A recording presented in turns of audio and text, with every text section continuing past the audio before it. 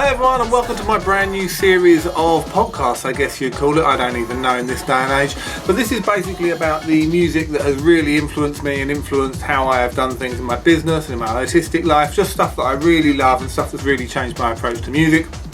Mostly it'll be about various acts in the rave scene, but I'll touch on things like 9 Inch Nails and Nick Cave and the Bad Seeds just as much as I would with Hyper on Experience or Eon or Depth Charge. There's a whole bunch of things basically which over the years I've got into, and they've made a huge difference on the way I run Kniteforce and the way I run my business. So what I'd like to do is start off with Automation. Automation are one of my all-time favourite acts. I think they are absolutely brilliant. They've changed how I make music and changed the way I put together releases. They are one of the few acts where their music always sounds automation-ish, but they go from every different style, beginning from the early 90s when they were doing a kind of more Euro techno style, right up to their final EP, the Yellow EP, which is much more jungle and breakbeat.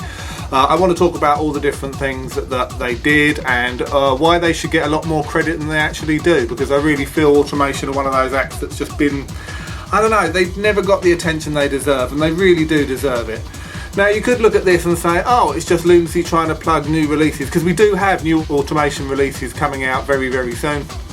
And it is kind of true, I am trying to plug it, but that's only because they deserve it. Like, this is an act that makes absolutely stunning old school tunes, and I think they've flown under the radar for far too long. So let me tell you a little bit about Automation.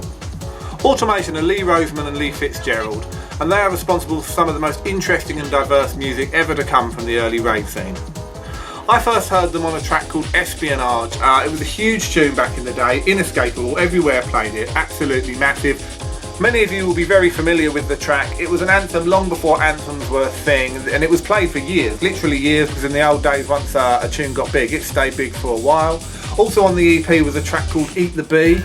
This track was kind of tongue-in-cheek but also deadly serious, a technique that Automation pulled off long before I even considered doing it, to be able to make music that was both humorous but also deeply tough.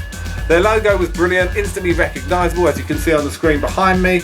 It was years before I realised that the little head thing has got is a MIDI logo, and there's the lines coming out of the MIDI. Absolutely brilliant. I soon learned that if I saw that logo on a record I was going to buy it, and I bought every Automation, every single EP.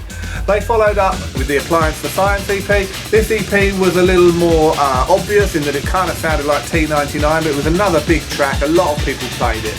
And that was both of those EPs were very much in the early Euro style. It wasn't until the Red EP where they moved on to doing things which were a little bit more breakbeat, a little bit more old school rave sounding to the modern ear.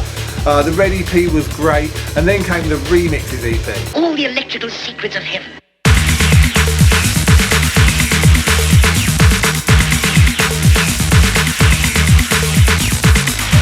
Remix of Pacemaker is one of the best tunes ever made, full stop, and I will go to my grave thinking so.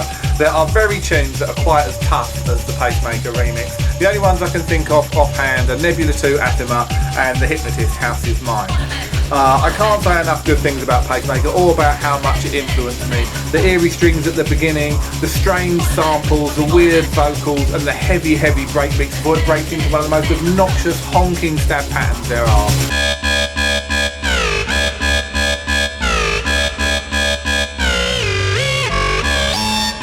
It's absolutely brilliant. I first heard Slipmat play it at a kind of cheesy rave in Enfield, and it was just, I remember being on the dance floor and being like, what the f is this? This is incredible.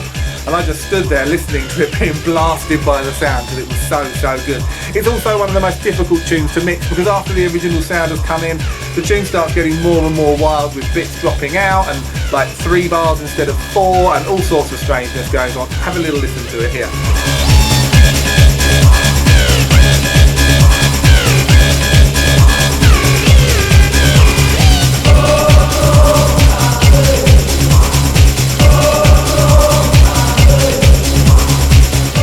Each EP that followed, the Blue EP, the Green EP, built on this diverse and incredible sound. Automation were able to move from kind of jungle vibes to like a Euro techno sort of thing, using all different techniques. There was no 2 tunes that sounded the same, and they perfected a way of making EPs where every track was gorgeous and you wouldn't want to miss it.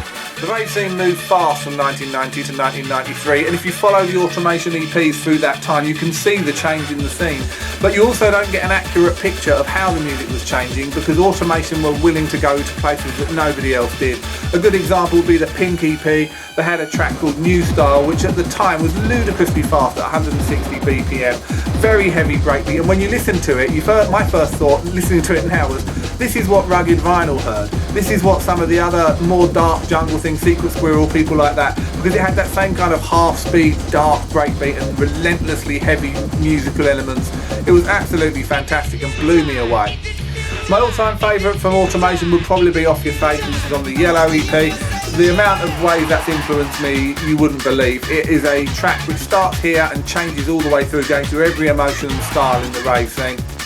A direct track that I made influenced by it would be called What For Not Sure, which I made with DJ TC. But if you get a chance to listen to the Yellow EP, check out Off Your Face. It is such a good track. It is, I can't say enough good things about it.